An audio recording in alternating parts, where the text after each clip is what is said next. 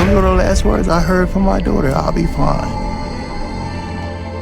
She was seeing lived over the 36th Street Bridge. She would say, I'm so scared to walk across that bridge.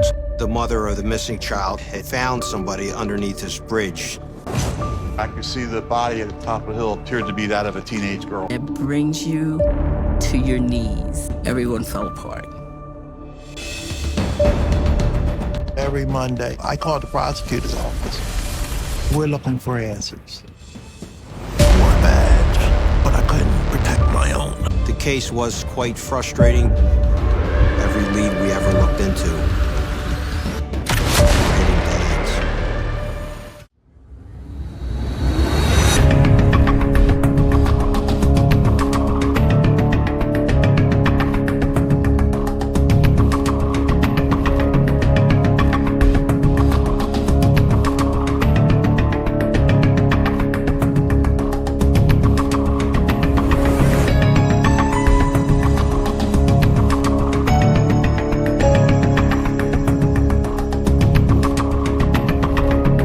What makes a mother drive to a bridge she's never visited, stop her car and find her own daughter's body beneath it, less than 24 hours after Thanksgiving?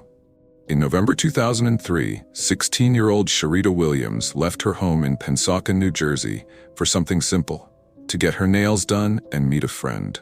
She never came back.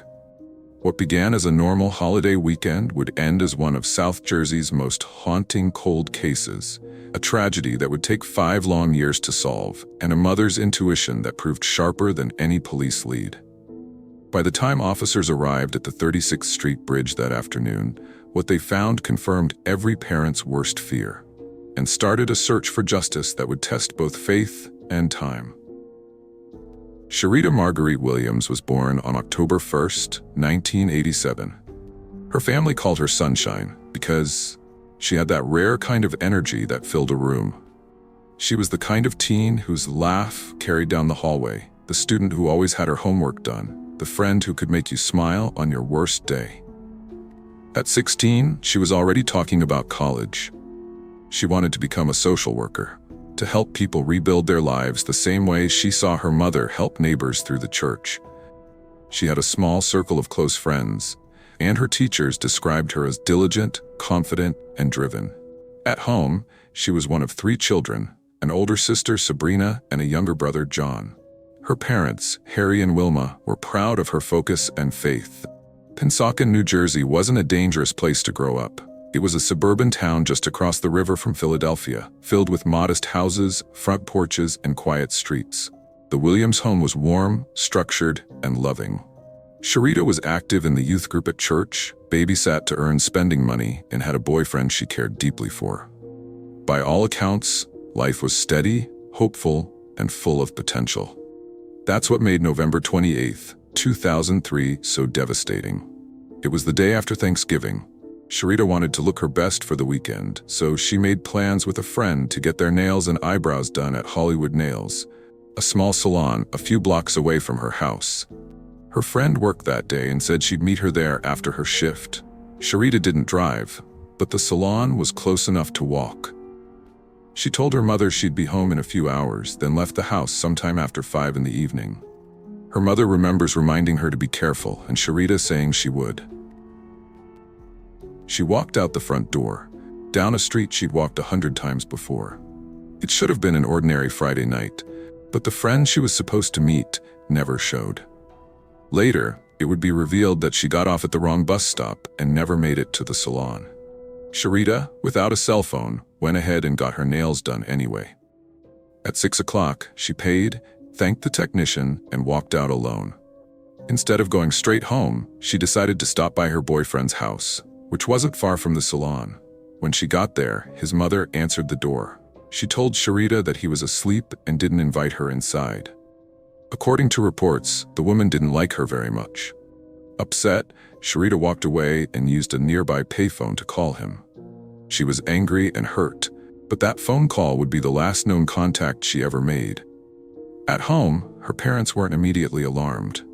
Sherita was 16, responsible and independent. Maybe she'd stayed over at a friend's house, maybe she'd lost track of time. But as the hours stretched into midnight, worry turned to fear. By morning, fear became panic. When she still hadn't returned by Saturday morning, Wilma started calling everyone, friends, classmates, anyone who might have seen her. That's when she learned the first chilling detail. Sherita's friend never met her at the salon. She had no idea where she was. Now Wilma knew something was wrong. She and Harry got in their car and started driving around Pennsauken, checking every corner their daughter might have passed through. One of Sherita's friends mentioned something strange, that she'd possibly been seen near the 35th Street area the night before, not far from a small bridge that crossed over the railroad tracks. That bridge was just 2 miles from the Williams home. Wilma's heart dropped when she heard it. She couldn't explain it, but something inside her told her to go there. At around 10:30 that morning, Wilma and Harry drove to the 36th Street Bridge. They crossed it slowly, looking down both sides, scanning for signs of an accident. They saw nothing. No purse, no clothing, no movement. After circling the area again, they went home and decided to file an official missing persons report. Police took the information, but as in many teenage disappearances, early suspicion leaned toward a runaway case. Wilma and Harry knew better. They knew their daughter. She wouldn't have left home without telling someone. By early afternoon, Wilma couldn't sit still. Something inside her kept saying, "Go back." She told her husband she was going to the bridge again, this time alone. At around 2:30 p.m., she crossed it slowly, eyes sweeping the ground below. Then she saw it, something near the base of the bridge's concrete column, a shape, a body. She froze. She couldn't bring herself to get closer. Instead, she grabbed her phone and called the police. Minutes later, officers arrived. When they made their way down the embankment, what they found confirmed Wilma's worst fear. The body of a young girl lying face up beneath the bridge, her hands tied behind her back, her shirt torn, her pants unbuttoned. A few feet away, police found a penny, a do-rag, and a plastic shopping bag from Model's Sporting Goods. Inside her mouth were 2 other plastic bags. The receipt found beside her showed a timestamp, 4:28 p.m., November 28, 2003. The item purchased was a black shirt from the Model's store at Cherry Hill Mall, 10 minutes away. The receipt would eventually become one of the most important clues in the case, but at that moment, detectives had more questions than answers. Why was she found here? Who was with her? And why would someone kill a 16-year-old girl the day after Thanksgiving? That night, police confirmed the body was indeed Sherita Sunshine Williams. Her parents were devastated, but even in their grief, they found a small measure of peace, knowing she'd been found and not lost forever. Wilma later said, "It's good to know where she is. It would have killed me if we never found her." Detectives immediately began piecing together the last 24 hours of Sherita's life. They visited Hollywood Nails, confirmed she'd been there, and reviewed the salon's surveillance tape. The camera showed her at 6:05 p.m., paying and leaving alone. Next, they went to Models at Cherry Hill Mall, but the security camera that covered the register area hadn't been working that day. Investigators tried to pull credit card records from the receipt's time window and even contacted customers who'd made purchases around the same time, hoping someone saw her. But no one did. At the crime lab, technicians found trace DNA on Sherita's jeans. They tested it against every male who had been in contact with her or lived nearby. None matched. They uploaded the sample to CODIS, the national DNA database, but again, no hits. The penny, the do-rag, the receipt, all sent to the lab, yielded no fingerprints. With no suspects, the investigation stalled. Over the next few months, police followed every possible lead. They interviewed her boyfriend and his mother. Both were cleared. The boyfriend took a polygraph test and passed. Detectives collected DNA samples from several male acquaintances, but every comparison came back negative. Slowly, momentum faded. The family, however, refused to let the case die. Harry Williams met regularly with detectives, pushing for updates. Wilma organized memorials and vigils on the bridge, keeping her daughter's name alive in the community. Years passed. Sherita's classmates graduated. Some left town. The story drifted off the front pages. For the Williams family, time didn't move at all. It just circled around that bridge, that day, and that unanswered question. Who could do this to a child? Then in early 2008, a match appeared. A DNA profile entered into CODIS after a routine drug arrest pinged against the genetic evidence collected from Sherita's clothing. The name attached was one investigators didn't recognize: 23-year-old Warren Dixon. He had attended Pennsauken High School briefly around the same time as Sherita, but transferred out shortly after her death. He had no connection to her family, no prior involvement in the investigation, and no criminal record for violence. When detectives brought Dixon in for questioning, he seemed calm, almost detached. He admitted knowing of Sherita from school and said they'd been friendly. But then he made a claim that startled investigators. He said the two had consensual sex, and that's why his DNA was found. Detectives immediately challenged that story. Sherita was 16, and there was no indication of any relationship between them. More importantly, the condition in which she was found made his explanation implausible. As the interview went on, detectives noticed something strange. Dixon began asking questions, not about the investigation, but about punishment. He asked, what would happen if this was an accident? Would I still have to go to jail? To investigators, that sounded less like innocence and more like someone testing how much evidence they had. The district attorney's office obtained a warrant to collect hair samples for comparison with fibers found on the do-rag near Sherita's body. Dixon didn't resist, but he grew more nervous. Forensic analysts determined that while the hair from the do-rag couldn't conclusively match him, the totality of the DNA evidence, the sample on her jeans, the location, and his own statements, was enough to proceed. In February 2009, 5 years after Sherita's death, police arrested Warren Dixon and charged him with aggravated sexual assault and murder. When the news reached the Williams family, they were shocked. They didn't know this man. Wilma said she didn't believe Sherita even knew him personally. He must have been obsessed with her, she told a reporter. Why he chose her, we'll never know. As the case moved toward trial, prosecutors prepared for a long fight.